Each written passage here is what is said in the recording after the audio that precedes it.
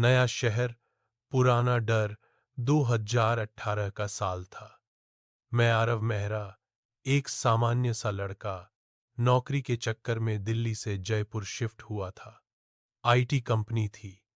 रात की शिफ्ट आम थी। पीजी या हॉस्टल मुझे कभी पसंद नहीं आए, इसलिए एक पुरानी सी बिल्डिंग में किराए का कमरा ले लिया। शिव शक्ति रेसिडेंसी इमारत का नाम था। नाम जितना सकारात्मक था, उतना ही अजीब माहौल था। भूतल पर एक बूढ़ी आंटी रहती थी, कमला आंटी। जब मैं समझौता पर हस्ताक्षर कर रहा था, उन्होंने बस इतना कहा, बेटा, रात को अगर किसी के रोने की आवाज आए तो दरवाजा मत खोलना। मैंने हंसी में टाल दिया। आज तक कोई हॉरर कहानी सच थोड़ी होती है।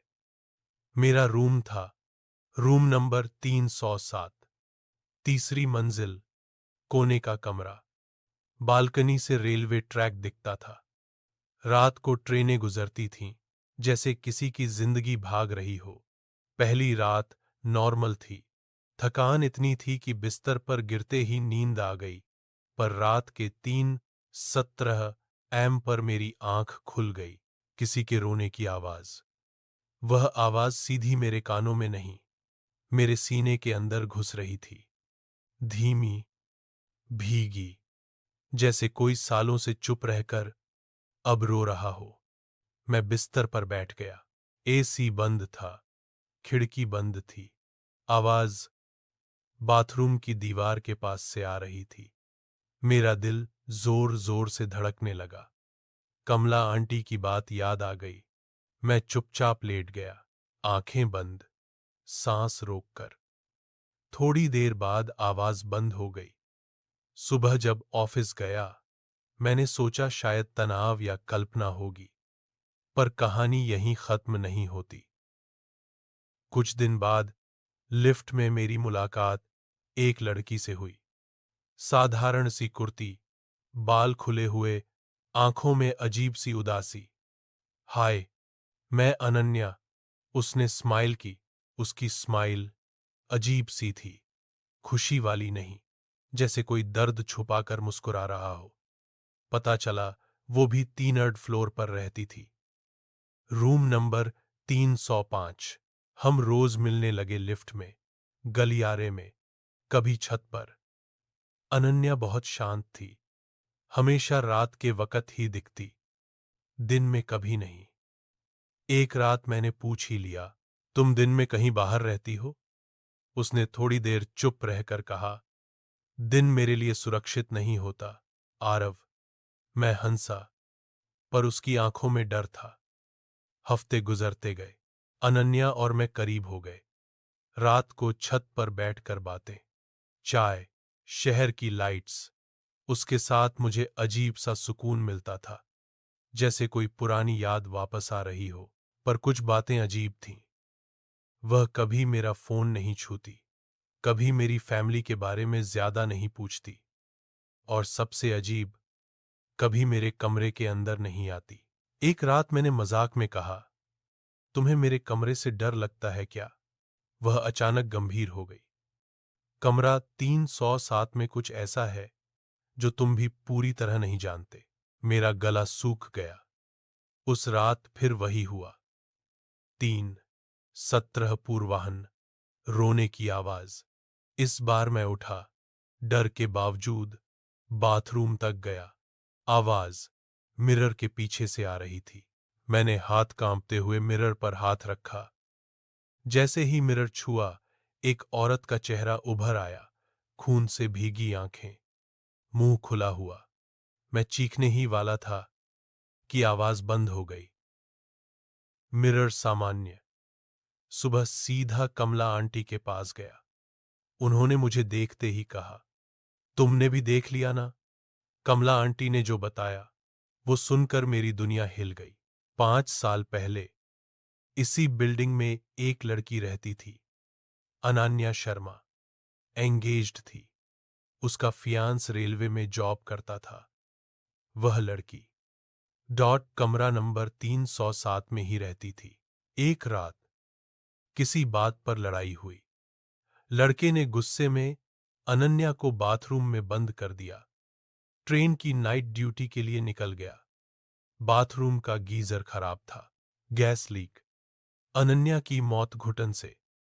जब दरवाजा खुला तब तक वह मर चुकी थी।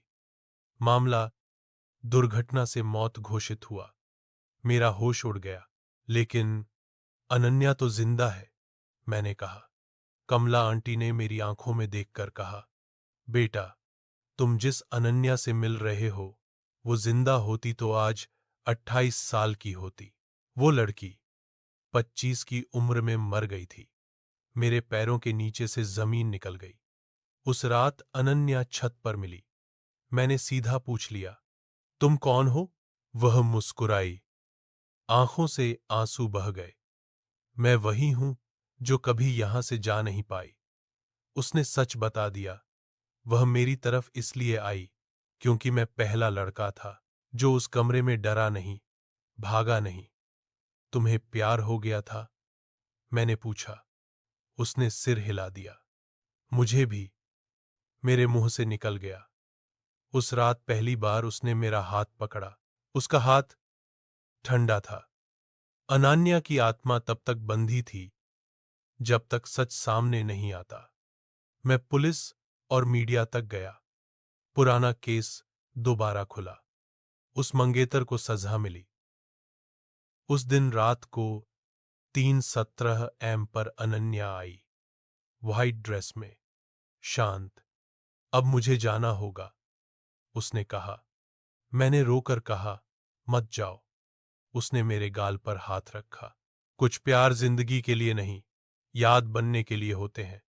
और फिर वो हवा में घुल गई। उस रात के बाद कमरा 307 बिल्कुल शांत हो गया। अनन्या के जाने के बाद कमरा नंबर 307 पहली बार जिंदा सा लगने लगा। न रोने की आवाज, न 3:17 AM का डर। मैं भी धीरे धीरे सामान्य होने लगा। 3 महीने बाद बिल्डिंग में एक नई फैमिली शिफ्ट हुई। उनके साथ एक छोटी सी लड़की मीरा, 6 साल की। पहली बार जब वो मुझे मिली, उसने बिना डरे कहा, अंकल, यहां एक दीदी रहती थी ना? मेरा दिल एक पल के लिए रुक गया। कौन दीदी? मैंने पूछा। मीरा ने सीधा बाथरूम की तरफ इशारा किया। जो रोती थी, अब वो खुश है। उस रात मुझे सपना आया। अनन्या सफेद रोशनी में खड़ी थी, चेहरा शांत, आंखों में पहली बार सुकून। मैं फ्री हूं, आरव, उसने कहा। तुमने मुझे याद नहीं, इज्जत के साथ छोड़ा, इसलिए मुझे शांति मिली। सपना खत्म होते ही मेरी आंख खुली। घड़ी देखी 3:17 AM, और इस बार कोई आवाज नहीं थी। 1 साल बाद मैं जयपुर वापस आया, सिर्फ एक दिन के लिए। शिव शक्ति रेसिडेंसी के सामने रुककर मैंने ऊपर देखा। रूम नंबर 307 की लाइट बंद थी। सामान्य, सुरक्षित। नीचे गेट के पास एक लड़की खड़ी थी, काव्या। वही सीधी सी मुस्कान, वही शांत आंखें। हम बात करने लगे, कॉफी पे गए, और मुझे पहली बार गिल्ट महसूस नहीं हुआ। जाते वक्त हवा हल्की सी चली। मुझे लगा किसी ने कान के पास धीरे से कहा, अब जी लो। मैं मुस्कुरा दिया, क्योंकि कुछ प्यार हमें तोड़ने नहीं, हमें जिंदा रहना सिखाने आते हैं। रूम नंबर 307 आज भी वहां है, पर अब वो सिर्फ एक कमरा है। और अनन्या, वो कहीं बंद नहीं है, वह याद बन चुकी है। और यादें जब शांत होती हैं, तभी जिंदगी आगे बढ़ती है।